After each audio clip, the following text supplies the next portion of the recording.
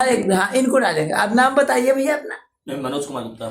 ये मनोज कुमार गुप्ता है, डॉक्टर मनोज कुमार गुप्ता जी हैं साथियों, मेरे सामने हैं। ये क्या कहते हैं, पीएचडी स्कॉलर। किस चीज में पीएचडी कर रहे हैं भाई साहब? मैं इंग्लिश से कर रहा हूँ, मेरी बस शुरुआत होने जा रही है। Madam, truth is beauty, beauty is truth, that is all. अच्छा, इस फंडे पे वर्क कर रहा हूँ। हाँ। जैसे कहते हैं ना मैडम, हम लोग जैसे हिंदी को तो मैं बहुत श्रेष्ठ मानता हूँ, क्योंकि हिंदी से हमारी कविता आगे बढ़ रही है।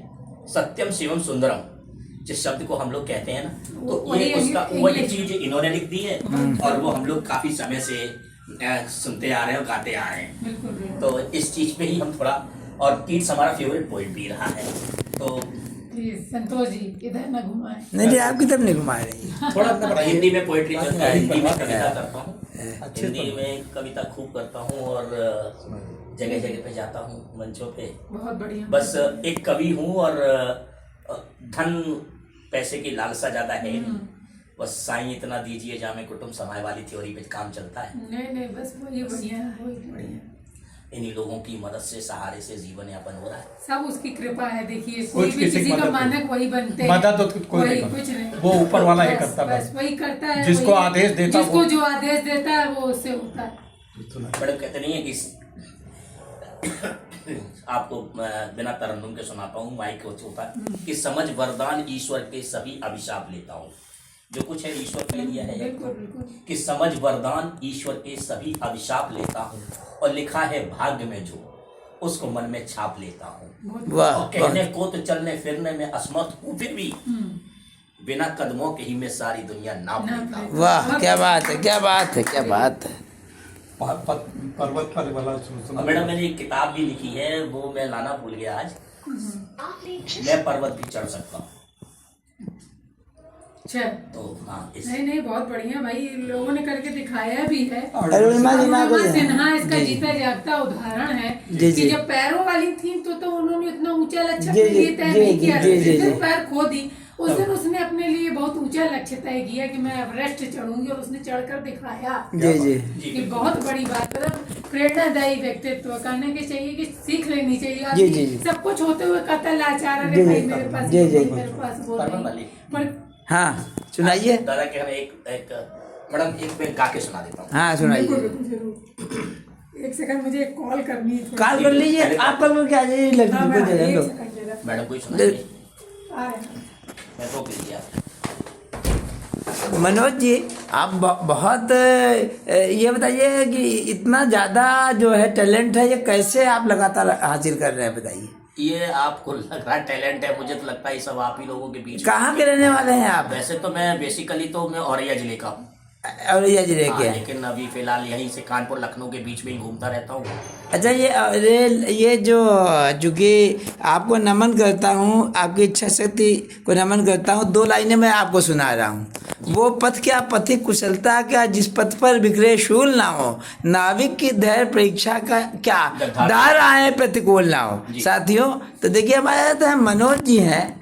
ऐसे लोग जब मुझे मिलते हैं तो मुझे लगता है कि बहुत लोग जो है मोटिवेशन की किताब पढ़ते हैं। मुझे नहीं लगता कि मोटिवेशन की किताब पढ़ने की ज़रूरत है। ऐसे देखिए, दिव्यांग इसीलिए शब्द बना है कि इनके अंदर जो दिव्यता, जो शक्ति है, बड़े बड़े लोगों को के अंदर नहीं होती है। वर्तमान में आप इंग्लिश से पीएचडी करने जा रहे हैं। अच्छा, एमए वगैरह, आप बाकी स्कूलिंग कहाँ रही है आपकी? बाकी स्कूलिंग उधर से रही जहाँ का मैं रहने वाला हूँ। बाद में एज ए प्राइवेट स्टूडेंट मैंने पढ़ाई करी है सारी। अच्छा, डिग्री कॉलेज और ये बड़े विद्यालय में जाना फिजिकल डिसेबिलिटी की वजह से, अच्छा, was a tough job to me. अच्छा, तो उसकी वजह से फिर मुझे अपने घर पे ही सेल्फ स्टडी करनी पड़ी। अच्छा, और सेल्फ स्टडी करते करते कभी कभी ये लगता है कि मैंने इतनी पढ़ाई कर ली है, सब कुछ एक परी कथा के समान लगता है। मुझे नहीं लगता कि मैं इतना कुछ कर पाया। अच्छा, सब आप मालूम है, आप दूसरे हम लोगों के लिए तो आप अरुणिमा सिन्हा और स्टीफन हॉकिंस की तरह हैं। देखिए, अरुणिमा सिन्हा और स्टीफन हॉकिंस ये अपने आप में विलक्षण व्यक्तित्व हैं। इनकी विलक्षण प्रतिभा के तरह मैं मनोज गुप्ता बन के ही रहना चाहता हूँ, और मैं ये चाहता हूँ कि मैं इन लोगों से कुछ सीखूं, इनके बताए हुए मार्ग पर चलूं। उनके जो उनका व्यक्तित्व है उन तक पहुंचना मेरे जैसे व्यक्ति के लिए तो संभव नहीं है। ये विलक्षण लोग हैं, और विलक्षण लोग ईश्वर के द्वारा ये भेजे जाते हैं। हमारे साथ में ये विष्णुकांत जी भी हैं। विष्णुकांत जी ये ये भी बहुत हमारे लिए प्रेरक व्यक्ति हैं। मैं ज़िंदगी में किताब नहीं पढ़ता, मैं इन लोगों को पढ़ता रहता हूँ। समाज जिनको वो कहता है, तो ये सब अरुणिमा सिन्हा के मुझे प्रतिनिधि आते हैं। इनसे मिलके मुझे इतनी इच्छा शक्ति मिलती है कि अंदर एक सकारात्मक शक्ति। आप जो है कहाँ से रिटायर हुए भाई, अपने बारे में बताइए विष्णु कांत जी। मैं सीमा शुल्क विभाग से 2014 में एज ए मुख्य लेखा अधिकारी क्लास 1 पद से रिटायर हुआ। हाँ, और लेकिन इस समय जो काम कर रहे हैं आप लोग, जैसे कि मुझे ज़रूरत थी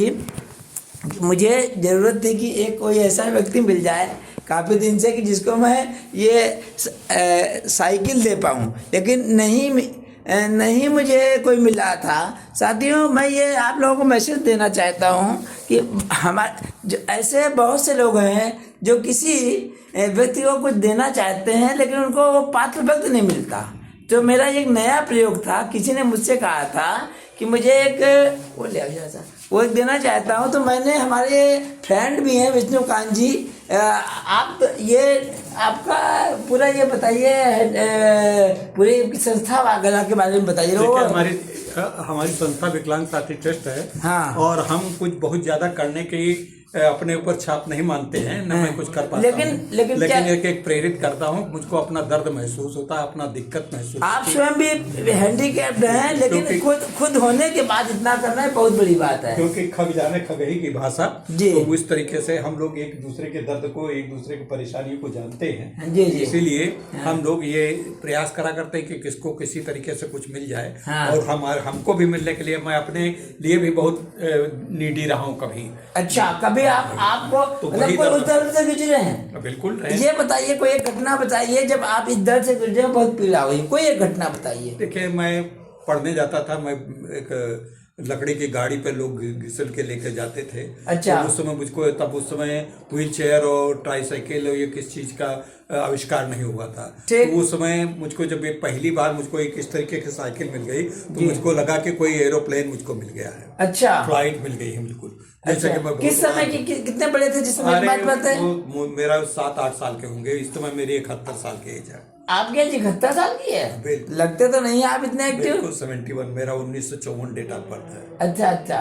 अच्छा। तो अब ये बताइए कि अभी जो ये हैंडीकैप्ड दिव्यांगों की सेवा के लिए आपके क्या क्या प्रयास चलते रहते हैं? आप बताइए। अब दिव्यांगों को मतलब है, उनको पुनर्वास देने का प्रयास करते हैं, उनको पढ़ाई लिखाई करने का प्रयास करते हैं, उनको अनुप्राणित करते हैं, उनको किसी न किसी रूप में कहीं न कहीं रोजगार दिलवाने के लिए जो भी संभव यत्न हो सकते हैं वो यत्न करते हैं।